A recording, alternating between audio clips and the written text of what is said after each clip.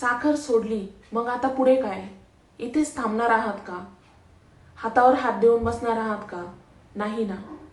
एखाद्या ठिकाणी जर तुम्ही वर्षानुवर्ष कचरा टाकत आला आहात आणि एकदम तो फक्त बंद केला, त्याने होणार आहेत का सगळं ठीक?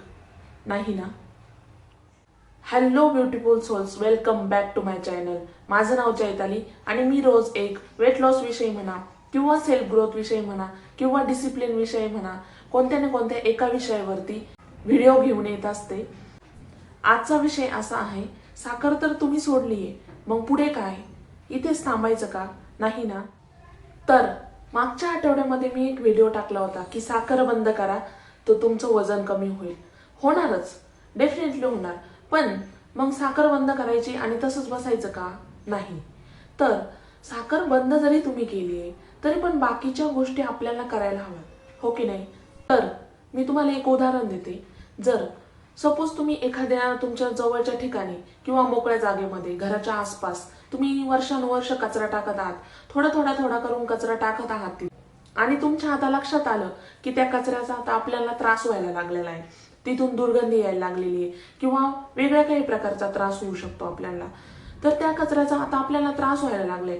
मग आपण काय केलं की तो कचरा टाकायला बंद केला. याचाच अर्थ काय आहे की कचरा टाकायचा बंद केला म्हणजे सगळं काही संपलं का? किंवा म्हणजे झालं का आता तुम्हाला त्याचा फायदा होणार आहे असं आहे का? नाही. अर्थ आहे, तुम्ही जर कचरा टाकायचा बंद केला याचाच अर्थ असा झाला का की तुम्ही आता सगळं एकदम छान काम केलंय आणि आता तुम्हाला याच्या पुढे काहीच करायची गरज नाही? तर तसं नाहीये.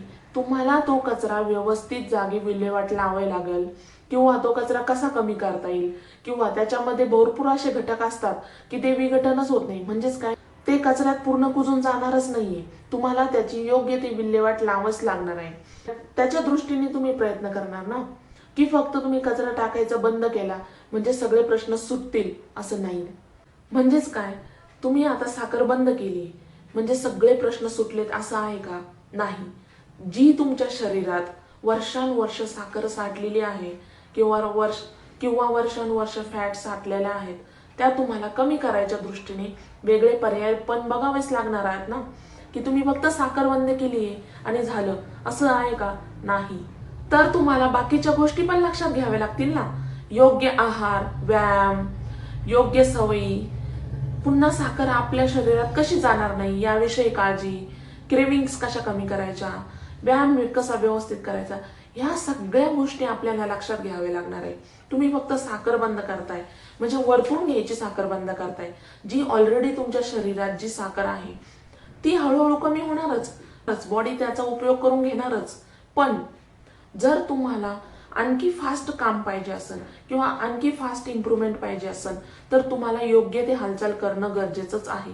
असं नाहीये की तुम्ही फक्त साखर बंद केली आणि शांत बसलायत, असं नाही. आता तुम्हाला मी उदाहरण सांगितलं, ते कचरा तुम्ही तिथंच पडून दिला, तो हळूहळू विघटन पावणारच आहे. पण त्यातल्या काही घटक असे असतात की ते विघटन होणार नाही, म्हणजे त्याचं विघटन होणार नाही, ते कुजणार नाही. उदाहरणार्थ प्लास्टिक वगैरे, ते कुजत नाही, त्याला तुम्हाला व्यवस्थित विल्हेवाट लावावीच लागते.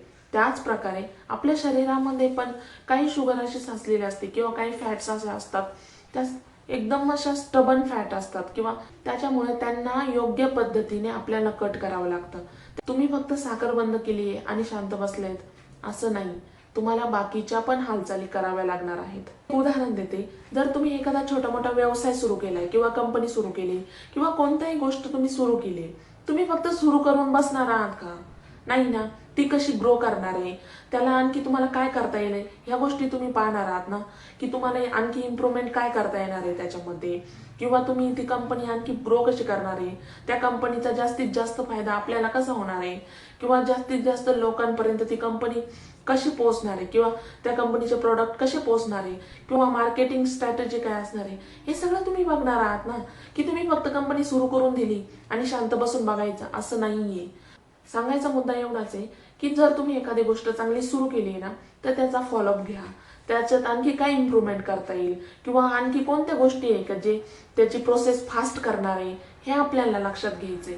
फक्त हातावर हात ठेवून बसायचं नाहीये की आपण आता सकाळी व्यायामाला सुरुवात केली आहे, सकाळी चालायला सुरुवात केली आहे, त्याने सगळं काही होणार आहे, असं नसतं. प्रत्येक गोष्टीला दुसरी गोष्ट कारणीभूत असते. तर त्याच्यामुळेच आपलं योग्य फिटनेस होणार आहे. भरपूर गोष्टी अशा असतात की त्याचे फायदे पण असतात आणि तोटे पण असतात. आपल्याला काय सूट होईल, आपल्या शरीराला काय सूट होईल किंवा आपल्या वातावरणाला काय सूट होणार आहे, त्या गोष्टी आपण आत्मसात करायच्या, त्या गोष्टी आपण घ्यायच्या आणि आपण ट्राय करायच्या. ट्राय केल्या की आपल्याला कळतं की नेमकं काय प्रॉब्लेम होतोय, काय नाही प्रॉब्लेम होत. तर तशा पद्धतीने आपण त्या आपल्या डेली लाईफमध्ये इन्व्हॉल्व करायच्या. असं नाहीये की तुम्ही इकडून ऐकलं तिकडून ऐकलं, ही गोष्ट केली म्हणजे हिने हे होणार आहे तिने ते होणार आहे, असं काही करायचं नाही.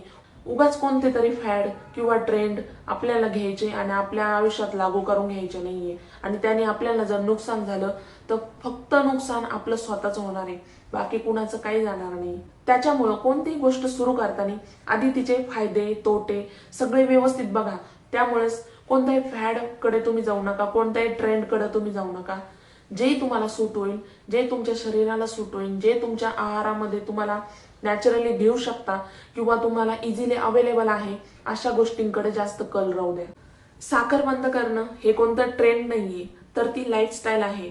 उगाच कोणतं तरी फॅड बघून, कोणतं तरी व्हिडिओ बघून, कोणतं तरी ट्रेंड बघून आपण पण तसंच करायला जायचं नाही. आपल्या शरीराला, आपल्या वातावरणाला काय सूट होणार आहे आणि काय गोष्टी आपण करू शकतो, ह्या गोष्टींचा विचार करणं खूप महत्वाचं आहे. आजच्यासाठी एवढंच. प्लीज चॅनलला सबस्क्राईब करा, लाईक करा, शेअर करा आणि तुमच्या कमेंट भरभरून द्या. हो, तुमच्या कमेंट वाचताना मला खूप आनंद होतो. मला पण कळतं की माझ्या काय चुका होत आहेत, मला कशामध्ये इम्प्रूव्हमेंट करायला पाहिजे. आणि तुम्हाला असं वाटत असेल की एखादा विषय असा आहे की त्या विषयावरती मी व्हिडिओ घेऊन यावा, तर प्लीज कमेंटमध्ये नक्की शेअर करा.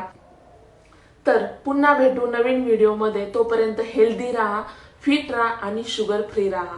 हो, शुगर फ्री राहणं खूप महत्वाचं आहे. Thank you so much for watching this video guys. Thank you so much.